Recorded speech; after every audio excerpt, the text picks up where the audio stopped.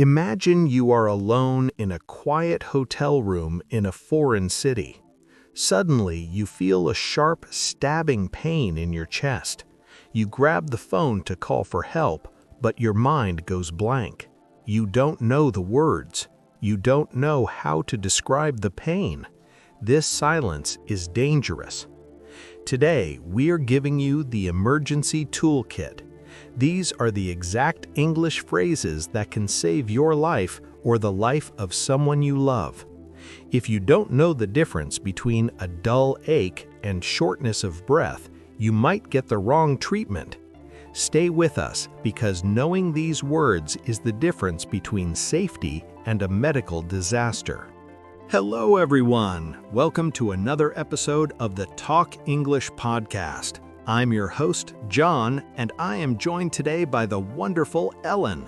Hi, John. I'm so happy to be here. This is such a vital topic. It's not just about learning English, it's about being prepared for real-world crises. Exactly, Ellen. We usually talk about movies or food, but today we are talking about survival. But before we dive into our first survival story, we have a small favor. Yes, if you want to support our mission of making English easy for everyone, please hit that subscribe button right now.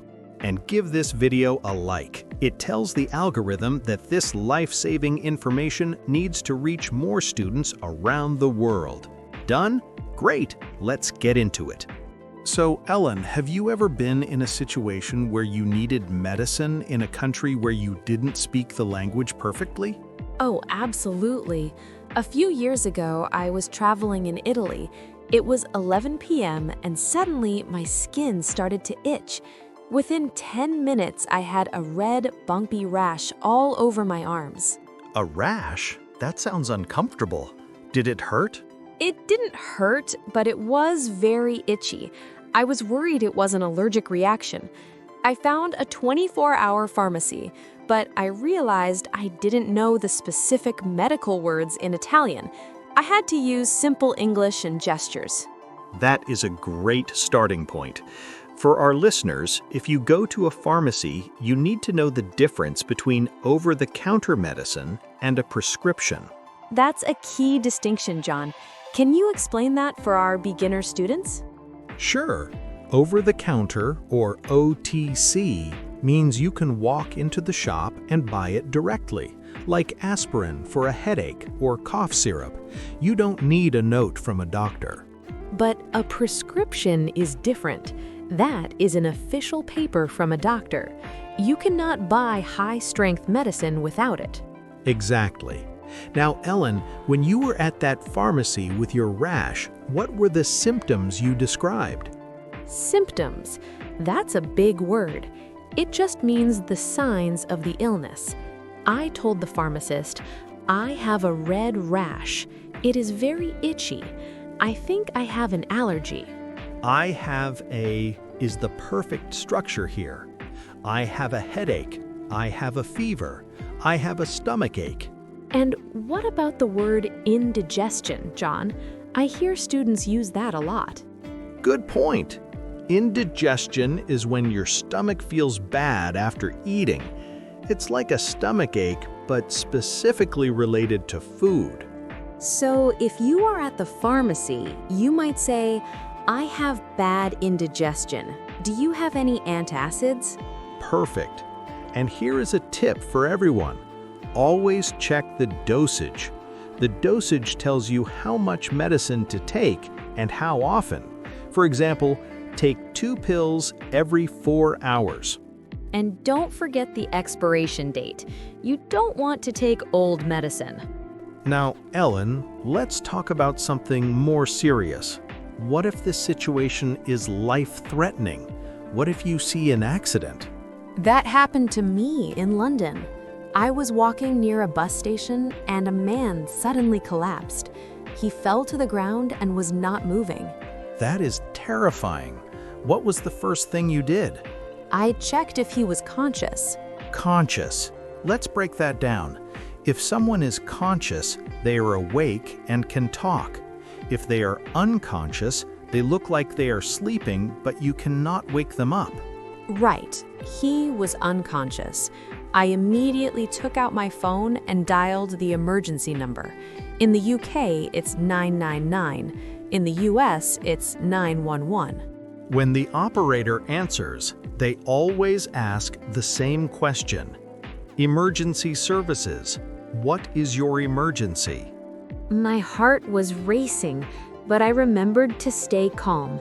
I said, "I need an ambulance. A man has collapsed at Victoria Station." Location is the most important thing. If they don't know where you are, they cannot help. Exactly. Then they asked me, "Is he breathing?" That's a vital question. Breathing. Is air going in and out of his lungs? I checked his chest. I said, "Yes, he is breathing, but he is bleeding from his head."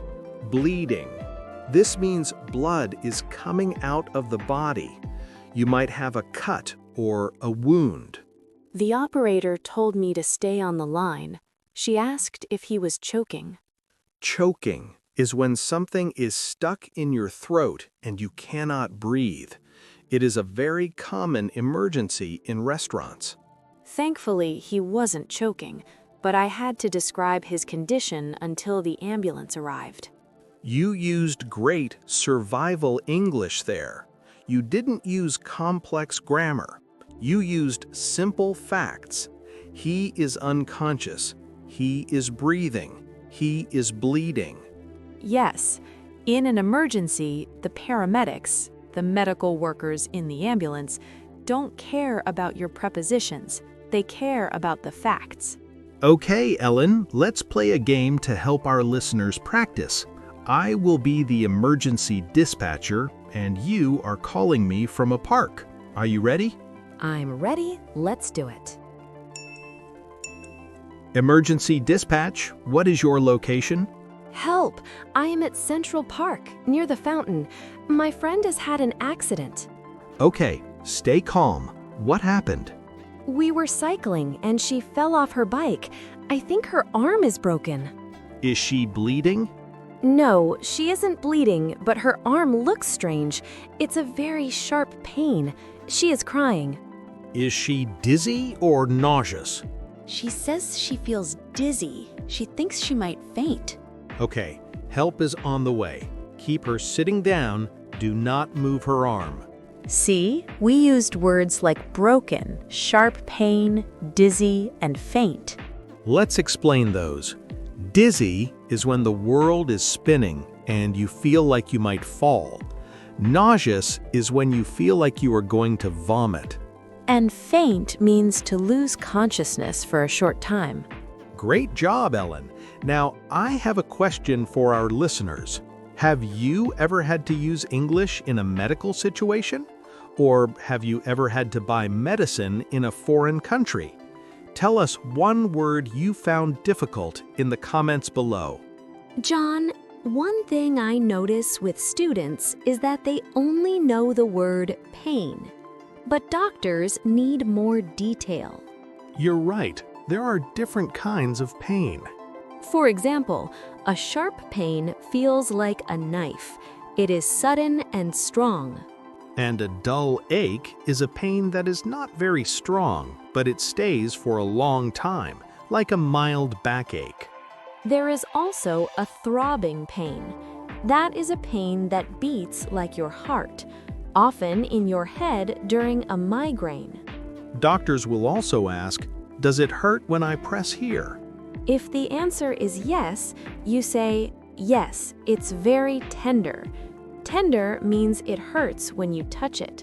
Another very important thing to tell a doctor is your allergies. If you are allergic to penicillin or nuts, you must say, I am allergic to. That is life-saving information. Also, knowing your medical history. If you have diabetes or high blood pressure, you should know those English words. Let's recap the simple structure. I have condition, or I feel symptom. I have high blood pressure. I feel dizzy. It's simple, but it's clear. And always be polite. Even if you are in pain, saying, "Please help me, officer," or "Thank you, doctor," makes the environment calmer for everyone. Use sir or ma'am if you are talking to the emergency operator. It shows you are listening and staying calm. Wow, we covered a lot today, from rashes and pharmacies to broken bones and ambulances. We did. And remember, the most important word in any language is help. If you can't remember anything else, just say help and emergency. That's a powerful list. I hope no one ever needs to use these words, but everyone must know them. Absolutely. Question 2. What is the emergency number for an ambulance in your country? Is it 911, 112, or something else? Let us know in the comments. It's so interesting to see how it changes around the world. Before we go, if you found this episode helpful, please share it with your friends and family. You never know, sharing this video might help someone stay safe during their next trip abroad. And don't forget to subscribe to Talk English Podcast and hit the bell icon so you never miss a lesson. Thank you for listening. Stay safe, stay healthy, and keep practicing your English. Goodbye, everyone. Bye-bye. See you in the next episode.